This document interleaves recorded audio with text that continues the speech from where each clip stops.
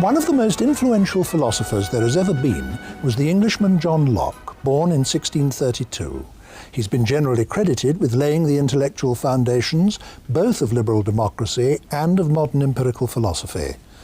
An empiricist is someone who believes that our conceptions about what exists can never pass entirely beyond the bounds of experience, that everything we conceive of has either been experienced or is constructed out of elements which have been experienced.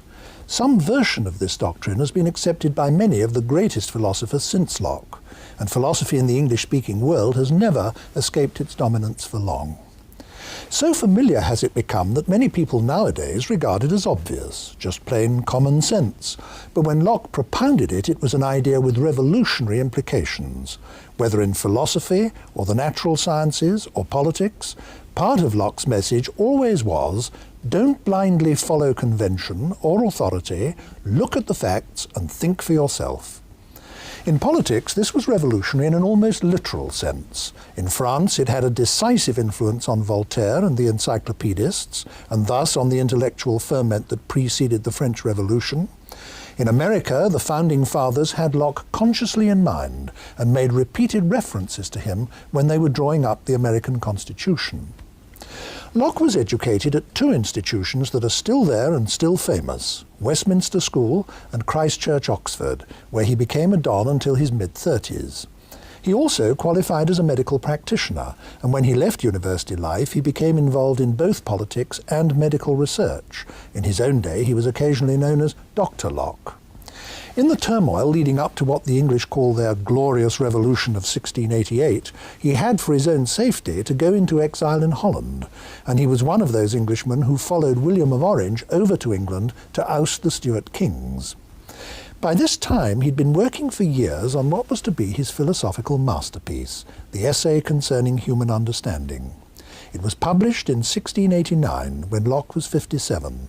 But it had the date 1690 on the flyleaf, and that's often mistakenly given as the year of publication. Also published in 1689 was A Letter Concerning Toleration. There followed in quick succession the two treatises of government in 1690 and Some Thoughts Concerning Education in 1693. Although Locke lived to be 72 and wrote other things, nearly all his influential writings came out in a period of less than 5 years.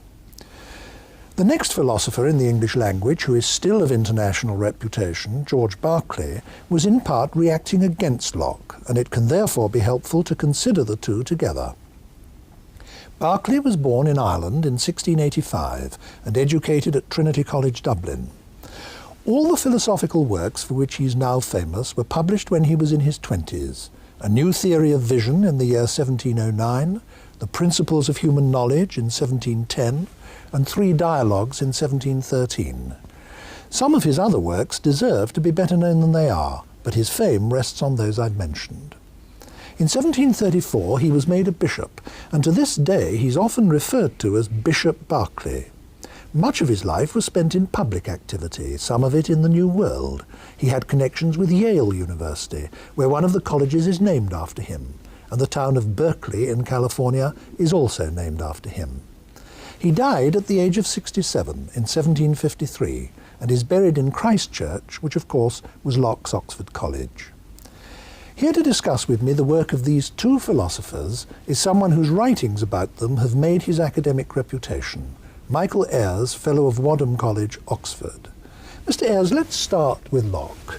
If anyone's studying the history of philosophy chronologically, as many people do, and so they come to Locke via his predecessors, one thing that's bound to strike them is the number of central ideas in Locke that had already been expressed by other people. For instance, by Descartes. I'm thinking of the notion of the whole world as being divided into minds and matter, as one example, or the conception of the whole universe as one gigantic mechanical system, as another example. What is it about Locke that was distinctively different? Well, like Descartes, Locke was part of a movement in the 17th century to oust the previously dominant view of the world, which was the Aristotelian view. And central to this was, of course, the view of the world as a great machine subject to mechanical laws. I mean, composed of lesser machines, but all subject to the same laws of physics, necessary laws of nature. Superficially, too, his theory of thought and knowledge can look like Descartes'. He explains thought as a series of ideas before the mind. An idea is something in the mind or before the mind which represents things outside the mind. In reasoning, the mind confronts these ideas, so to speak, or is confronted by them, and his definition of knowledge is the perception of a relation between ideas. And this intuitionist view of knowledge can look very like Descartes', the view that in knowing something we, as it were, grasp or perceive its nature. On the other hand, there are very big differences. His chief among these, perhaps, or one of the chief differences, is the status, the different status that he gives to the senses. For Descartes, the senses deliver certain data and they incline us to have certain beliefs, but these beliefs don't count as knowledge. They have to be, the senses have to be interpreted and explained by reason before we can suppose that through the senses we have acquired any knowledge of the world. Basically, the senses don't deliver knowledge. It's reason that delivers knowledge, or the intellect operating on the data of sense. But for Locke, the senses themselves are a basic or fundamental faculty. They deliver knowledge in their own right.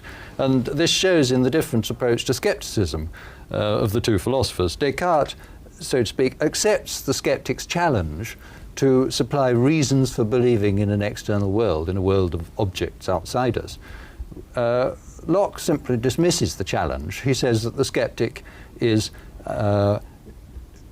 casting doubt on one of the fundamental faculties of the human mind, and yet he himself, in producing his skeptical reasoning, is relying on human faculties. And in effect, he rejects the whole thing. He's prepared to say that if anybody is wild enough to be a skeptic, reasons can be produced, but the senses don't need reasons. I mean, they just supply us with knowledge. Another thing is that I think one must mention as being central to Locke is his very special use of the word ideas. Yes. I know he didn't coin that, but he, in chapter 1 of the essay concerning human understanding, he actually apologizes to the reader for the frequency with which he's going to use the word in the book. Can you say something about that? Yes, well, it was, in fact, a very well-used term by the time he used it. I mean, there's nothing really new about it at all. But for Locke, an idea is something very different from what it is for Descartes. For Descartes, it's something really fundamentally intellectual. For Locke, it's fundamentally something sensory. I mean, even if we're thinking about something that we're not actually perceiving, we have an image, a sensory image of that thing. And he explains even the most abstract thinking in these terms. Of course, his theory has to get more complicated at this point, but basically, thought is for him the possession, having of images before the mind. Now, this theory of imagism, as we could call it, was not an uncommon one in the 17th century, and it had tended to go in one of two directions. One of these directions is taken by Hobbes, that since all our knowledge and understanding was dependent on the senses, Hobbes produced a dogmatic view of the world, which was a materialist one. He thought that we could analyze experience in such a way that we could arrive at the sort of understanding of the world that Descartes thought we arrived at through the intellect. But Locke developed a different line which is more agnostic or skeptical, really, that although the senses give us knowledge, they give us a limited knowledge. And because all our thought about the world is restricted to the the concepts that we have through the senses, and in fact our thought involves sensory images, that restricts our knowledge of the world. And he thought there was no method by which we could arrive at the underlying nature of things. So he was a sort of modified skeptic. I mean, we know the world is there, but we don't know what it's like. Yes. This use of the word ideas and this particular theory of knowledge was so influential that I'd like to dwell on it just for a moment. And Locke thought, didn't he, that everything that was present to the mind was, in his sense of the word, an idea. And he used that to mean not just thoughts, yes, as we tend to do, but yes, sensory images, even memories, pains, emotions. Yes. Everything immediately present to the mind was an idea. Yes. Now, when it came to our apprehension of the external world, he thought that we didn't have direct access to objects. I mean, if I look at that table, I haven't got that table inside my head. What I've got inside my head is a visual image of that table. The light shines from the table onto the retina of my eye. That transmits an image to my brain, and I have the experience that I call seeing the table. But the whole of my experience, through all five of my senses, consists not of being in immediate contact with the objects of the external world, but of having images and representations of them. Now, he never doubted, did he, that although that means that the objects of the external world out there are things of which I do not have and never can have immediate knowledge. He never doubted that they were out there, did he? I mean, he believed that there were material substances out there in the world giving me these experiences. Why was he sure of that? Well, he thought it just didn't make sense to suppose that all there is, so to speak, a lot of sensible qualities. I mean, his model is that, I mean, there is the object there, it's affecting us in various ways, and it's affecting other objects around it. And it's through its effects on us and through its perceptible effects on other objects, that's to say, the objects in turn affect us in regular ways. That's how we have knowledge of this thing. And so what for us is simply, we have to think of simply in terms of a sort of list of sensible qualities and powers to affect other things and so forth. What's actually there is something really rather simple. But he believed that because he believed the world must make sense. He believed that the world is an intelligible place, that it is governed by necessary laws, and that it's ultimately the kind of place that an ideal science could explain and understand. Now, at the level of sense perception, although there are regularities, they're only relative regularities. I mean, we don't get that kind of absolute law-likeness at the level of ordinary experience that would be the sign that we had arrived at the truth of things. It's because we don't have a simple, comprehensive science, really, of things, that he can be sure that the senses don't give us knowledge of their nature. But now, you say that Locke believed that the world was the sort of place that a law-like science could explain, but I think the question still needs to be asked. If he thought that all the knowledge we have of things is this intermediate knowledge, that we immediately experience images and sensations and representations, which in turn represent or picture things, if we never have access to the things, how is a successful science possible on Locke's view? How can we know what the nature of things is? Well, in a certain level, it's not possible because we can never be sure, he thought, in his situation, at any rate, in the 17th century. I mean, he was really trying to prick a lot of balloons, so to speak. I mean, he was trying to cut the pretensions of philosophers like Descartes, who thought that they really arrived at a deductive science of things. What we're restricted to, in Locke's view, is speculation. And we're not only are we restricted to speculation, but we must employ in that speculation concepts that we get from experience.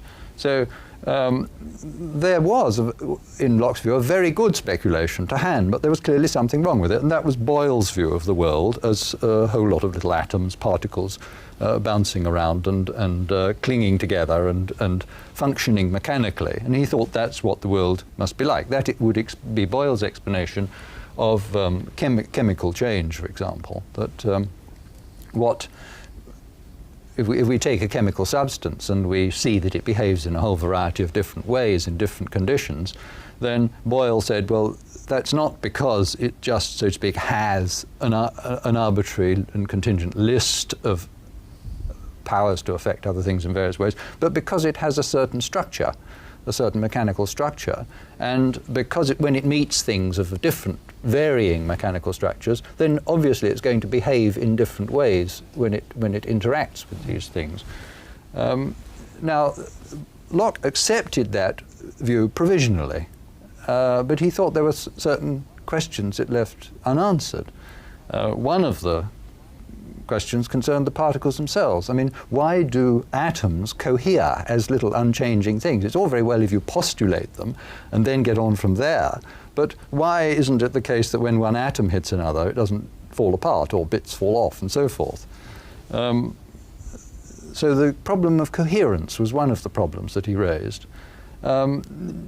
Newton's Principia had been published just a few years before the essay, and of course the inverse square law is an important part of Newton's system. I think I'd better mention what that is, because some of our viewers might not know, and that is that every object in the universe attracts every other object in the universe with a force which is inversely proportional to the square of the distance between them. That's it, isn't it? Yes. Sorry, well, I mean, just an interruption, guy. I think one mustn't assume that everybody knows this. Locke accepted that Newton had shown that this law holds, and he accepted that the probability was that it holds absolutely universally. But nevertheless, it seemed to Locke just like a kind of brute fact, and not a really intelligible one in itself. What science is explaining is not the inner nature of things, which we can't know, but how things behave, which we can observe, which we can experience. He thought that that's what, in the end, that's what Newton had achieved, a sort of spectacularly good description of how things behave.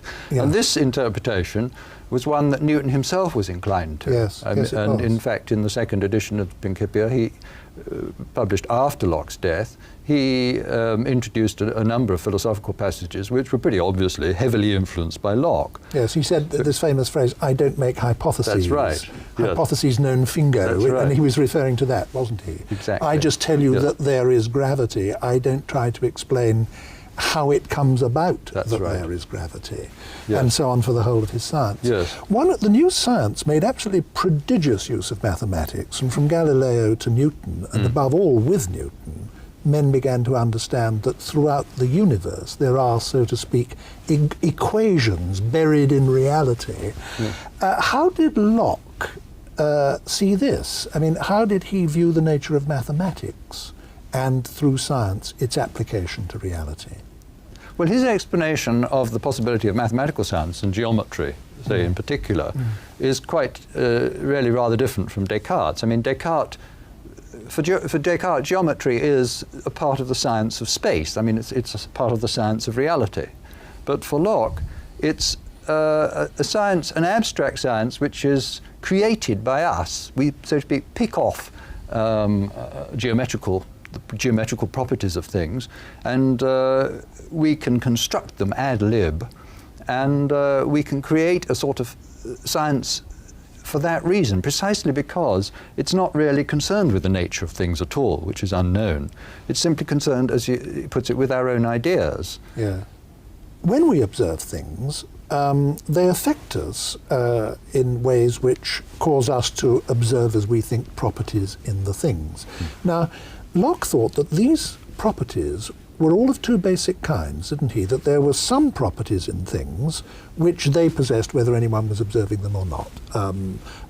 He called those primary qualities, didn't he? And that would include, I suppose, all the mathematical ones, the measurable ones. The mechanical. The mechanical ones, like the dimensions and the weight and so on. And there were other qualitative properties, like sounds and smells and tastes and colours, that he thought depended on an observer. We're beginning to gather the materials together for a sort of outline sketch of a whole picture of the world, and I'd like to draw the threads together before we take any more forward steps. It's really going back to the beginning of our discussion and taking it up to this point, that Locke thought that the world, as we experience it, consists of two fundamentally different sorts of entities, minds and material objects. That we can't know what these are in their inner nature, and in their inner nature these remain permanently mysterious to us, but we do have direct experience of what they do, of how they behave. One of the things that material objects do is affect us. They affect us through our senses in various ways which give us experiences or representations or images of their properties, and that we perceive their properties of being, again, of two fundamental kinds. There are the primary qualities, which are the mathematical properties, and the secondary qualities, which are mind-dependent and of a sensory or qualitative nature. Now, this sort of view of the world is extraordinarily close, it seems to me, to one which is still very widely held and widely regarded as a sort of common-sense view. Up to this point in the discussion, though, we haven't said anything at all about one thing which is of enormous importance to 20th century philosophers and was of enormous importance to Locke, though we haven't mentioned it yet, and that's language. Locke, the essay concerning human understanding is written in 4 books, and one whole book is devoted to the use of words. How did Locke see language as coming into or being related to our experience of the world? Well, I think I'd first like to just qualify your summing up. Oh, would you? Please do. I don't want you, I don't want you to appear to agree with it if you don't. The way you summed it up, you made Locke seem a little bit inconsistent. Oh, did I? Because, as a matter of fact, it's true. He is inclined to think that the world is composed of matter and minds, but he is consistent enough to say that since we don't know the nature of either, we can't even be sure of that. So he is very ready to accept the possibility that materialism is true, that we thinking things are in fact complex and subtle machines. How we work, we have no idea at all, but he's ready to accept the possibility that there is no Cartesian soul, no immaterial, naturally immortal soul. Actually, I'm glad you pulled me up on that, because he has an argument about that which I think is marvellous and which I still think carries its full clout today. Of us human beings, he says that one of two things must be true, but both seem to us impossible to grasp.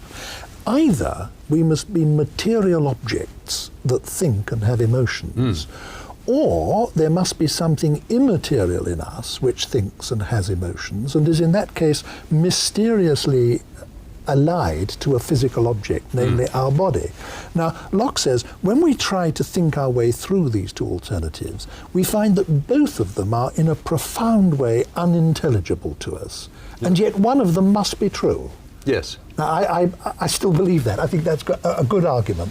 Yes, the argument there is so strong that one wonders why, on other occasions, he says that dualism is probably true, but he never tells us why. He said it never justifies the probably. Yeah. Well, you were right to bring that in. Yes. Now, let me try and move us on, as I did before, yes, to language. How does Locke's view of language fit in to his view of our knowledge of the world? Well, the book on language is really, a book on classification in all the various departments of knowledge, what makes for a good classification. The most interesting, I think, is the classification of the natural world. And what he wants to do here is to reject the Aristotelian view that the world is composed of natural kinds and that science is a matter of identifying the natural kind and examining the nature of each kind more or less separately. So you have to study the essence or nature of horses, cows, dogs, cats, there just and so forth. Are these categories in the world. Yes. And he wants to reject that view, of course. But this has implications for classification. For the Aristotelian... You say of course, but somebody who hasn't thought about this before might not see the of course. Aren't there... Somebody might say, but there are dogs, or there are cows, or there are horses. Well, the of course came from what went before. The of course came from what went before, because given the view of the world as this great kind of mechanical object composed of lesser machines, then dogs and cats are little machines, and they function according to the basic laws of physics. So there isn't a separate nature of dogs and a separate nature of cats. There's a different structure, but the nature of the involved is really the same. I mean, the laws of nature involved are the same.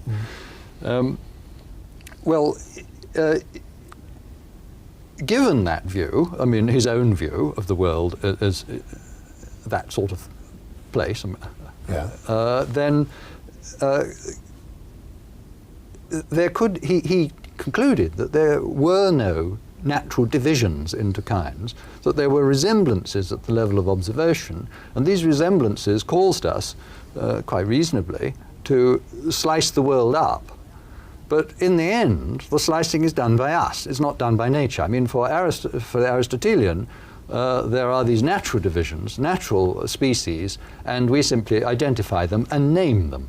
But for Locke, we do the slicing up, and the consequence of this is that the terms we use, like gold, water, horse, dog, and so on, these are really arbitrarily defined by us. They're human categories. Yes. What would he have said about his own distinction between minds and material objects that we've talked about so much so far? I mean, isn't that a distinction of natural kinds? Isn't that found in reality and not just a distinction made by us in language? I think that would be, I mean, I think he would agree that if that were if dualism were true, if that's the way it is, then there would be a distinction of kind.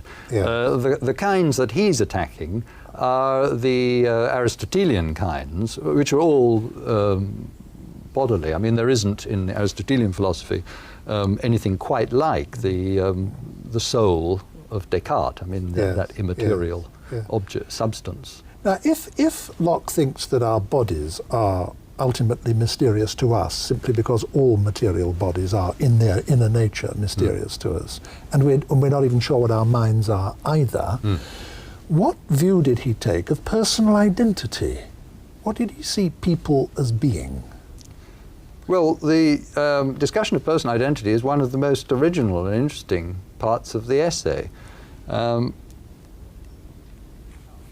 He agreed with Descartes that one knew that one was a thinking thing, but one didn't know what kind of thing one is.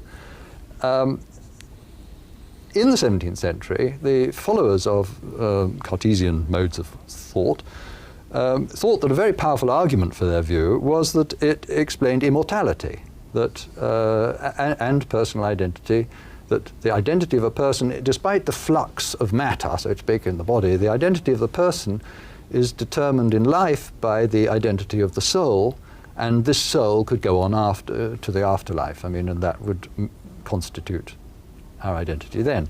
Now, Locke started from a different consideration, which is that immortality has to be personal immortality. The whole point of immortality is, well, to put it bluntly, reward and punishment. With a certain emphasis on punishment very often. But unless the thing that was being punished in the afterlife was conscious of the deeds that it had done in life on Earth, then somehow Locke thought that punishment lost its whole point. So yes, it would be as if a quite different person were being punished. Right. So he argued that, I mean, suppose we grant there is such a thing as an immortal, immaterial soul, and suppose we grant that this receives punishment. If that thing has no recollection of what happened on Earth, the whole notion of immortality loses its point. So what really matters, Locke said, is not this supposed immaterial soul, but consciousness, but the consciousness of the individual, the continuity of consciousness, the consciousness of the individual of his past deeds, and of course in this life what matters is the thought that it's going to be us who's going to get punished in the world to come. In my introduction to this program, I referred to the enormous impact that Locke's political philosophy made, both in the period that Locke lived in and in fact ever since. It's always continued to have an influence. So I don't want us to get off Locke and onto Berkeley before we say something about that. One thing that I admire, in fact I think the thing I admire most in Locke's political philosophy is the clarion call for tolerance. And at least one of his arguments for that is based on his insistence that, after all, we don't really know all that much in this life. We are wrong about a lot of things. A great deal is mysterious to us. And therefore we are not justified in imposing our opinions on others by force. He has a very moving expression of that argument at one point, which I like very much, I must say. Yes, I think that is an important connection with his views on politics and religious tolerance in particular. He has what you might call an individualistic view of knowledge, that nobody else can do my knowing for me. I mean, I have to think things out for myself in order to have knowledge. Other people can pass on opinions. Now, in certain areas, in ethics and religion, he thought that people ought to spend time and ought to be given the time to spend on thinking things out for themselves as far as possible. And if you have that coupled with a very strong sense of how difficult this is and how hard it is to get things right, then you've obviously got the recipe for a tolerant society. Yeah, we take it for granted, but of course in his day it was very far from being taken for granted. Before we do move on, I'd like you to sum up in some way what you see Locke's lasting contribution to philosophy, or that's too big a question, what you see his most important contribution to philosophy as having been. Well, historically, of course, something that you hinted at before, that he supplied a framework within which people could make sense of things like Newtonian science and so forth. And a way of looking at the world in which we recognize that there's a lot about the world we don't understand, and we recognize the speculative nature of science and so forth. And that was very important. He had another effect, which was that some of his arguments, for example, his emphasis on the point that what the knowledge we get through the senses is really just knowledge of things with powers to act on us. We don't really understand what lies behind those powers.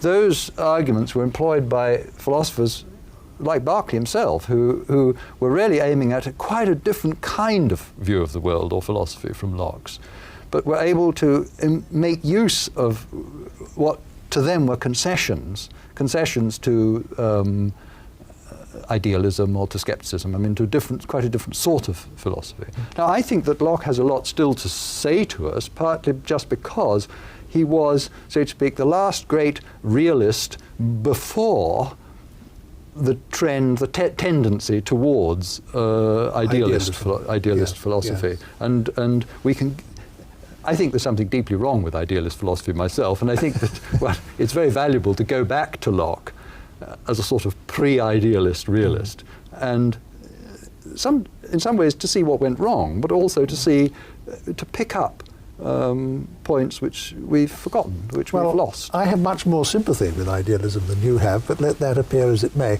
Let's now move on to the first of the absolutely major idealists, namely Berkeley. And in a way, we've prepared the ground for the step we're now taking, haven't we? Because the philosophical doctrine that Berkeley is most famous for is his rejection of the notion of material substance. He just said there is no such thing.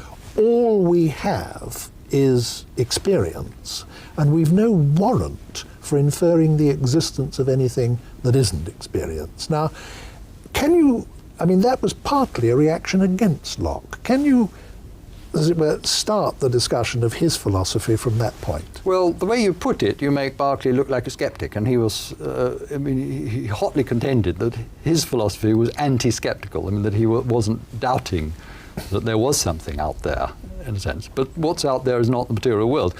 He wanted the world basically to consist of spirits.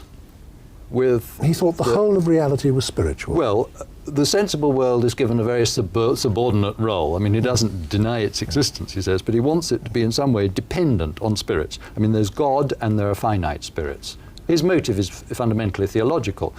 To his mind, the philosophers like Locke and Descartes had turned the world into a kind of God, almost. Turned the material world. Yeah. Because matter is something which has a nature of its own which doesn't need God anymore in some way. Once God has created matter, it's like a great clock. It can go ticking on, and while God goes on holiday. And this, for Berkeley, was a sort of atheistic doctrine, virtually. I mean, a lot of philosophers had thought that materialism was a source of atheism, and had attacked any view which gave matter an sort of equal status to spirit. I mean, a group called the Cambridge Platonists, or the Cartesians themselves, were like this, had this view. But Berkeley was perhaps, well, one of the first to have the idea of turning the tables on matter in a way by making the sensible world nothing but, so to speak, something which is mind-dependent. So that Locke's distinction between the world as it appears to us and the world as it is in itself, you see, Berkeley just chops off the world as it is in itself, and all that's left is the world as it appears to us. And he contends that he's not denying the existence of anything in this way, at least not the existence of anything that counts or matters. How does Berkeley, if Berkeley thinks that there is no world as it is in itself, that everything is of the nature of spirits or ideas or experience, how does he account for the success of modern science? I mean, how can there be a science if there's no matter? He thought, in a way, he could account for it better than Locke could, because whereas Locke was left with this worry about things like the inverse square law being just a sort of brute fact, for Berkeley, all laws are just brute facts, and they are, in fact, they represent the order in which God affects us with ideas, and the sequence of ideas is what constitutes the laws of nature. And he had his own story, explanation of this sequence. This is his analogy is with language. God is, so to speak, informing us of what is to come in a way, so that if I see a fire, then I know that if I stretch out my hand, I'll get burned. And this is useful knowledge. And unless the ideas which God instills in us unless they were in this sort of order, then they would be useless to us. I mean, so he has this, it's a sort of, in fact, he constructs an argument for God's existence out of all this, of course. In fact, so one could sum up Berkeley's view of total reality like this. There's an infinite spirit, which is God. There's a whole number of finite spirits, which is us. And we are somehow in communication with God via our experience, that what we take to be our whole experience of the world is, in this rather poetic metaphor, God's language to us. God is talking to us. Yes. And science, all the regularities in the world, all the scientific laws, all the equations of mathematics that are built into our experience are, so to speak, the grammar and the syntax of God's language. They are the structure of the divine communication to human minds. There's no need. It's a magnificent idea. There's no need to postulate matter at all. It doesn't do any work. If all reality is mental, in Berkeley's view, how is it that I can't choose what I see? I mean, if I close my eyes and open them again, I can't choose to see Charlie Chaplin sitting on that sofa. I can't choose to see nobody sitting on the sofa. There you are, Michael Ayers. Now, anyone else would say, Locke would say, common sense would say, well, yes, that's because Michael Ayers is there independently of being perceived. Yes. Berkeley can't say that. At least he can't say that about all the other kinds of material object in the universe. How does he explain it? in the end, he comes out with a notion which I think was there in his earlier writing, but is not expressed very clearly, that there is something that exists independently of you, and that is an idea in God's mind. And there is at least an intention of God to produce appropriate ideas in your mind when you open your eyes. Right. So the real object is really explained in terms of both of the orderliness, the order of your ideas, and the what exists in God's mind as the basis of that order. But what is really important to Berkeley, you see, is not the leap from your idea to something else, for example, an idea in God's mind. Some people think that that leap has made Berkeley just as vulnerable as the materialist ever was to the skeptical argument. But the important thing for Berkeley is that what he postulates is something mind-dependent, and it's also, he claims, more intelligible, because it's totally unintelligible, as Locke admitted, to us, as to how matter should act on mind. But he doesn't have that problem, because God's activity is something which is fundamentally unintelligible. In fact, it's the only kind of genuine causality there is in the universe, is the activity of a spirit, whether ourselves or God, for Berkeley. I think there's much more to be said for Berkeley than we're making it sound. I mean, this insistence that all that the objects of our knowledge can possibly ever be is the data of experience, and experience alone, came long after Berkeley's death to be one of the orthodoxies of science. And in fact, Karl Popper has written a famous article called A Note on Berkeley as a Precursor of Mach and Einstein, yes, in which he extracts 21 theses from Berkeley's work, yes, which he then shows have been put forward by modern physicists like Einstein under the impression that they were saying something new and revolutionary. I think there is a lot more to be said for Berkeley than one can easily be inclined to allow.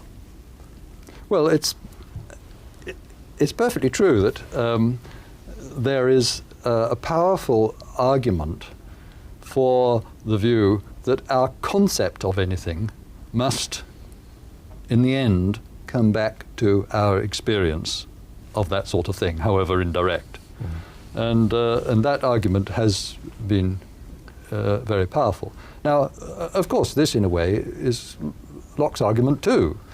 But Locke wants to say that doesn't mean to say that there isn't something with its own independent nature out there. And Berkeley just wanted to sort of chop that off and deny that. I mean, for Berkeley, the world is not a mysterious place. He's a dogmatic philosopher.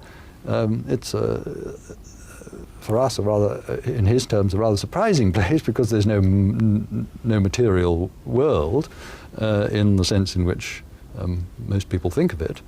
But it's not a mysterious place for Berkeley, whereas for Locke, you see, he's prepared to accept that there is something mysterious there. Thank you very much, Mr. Ayers.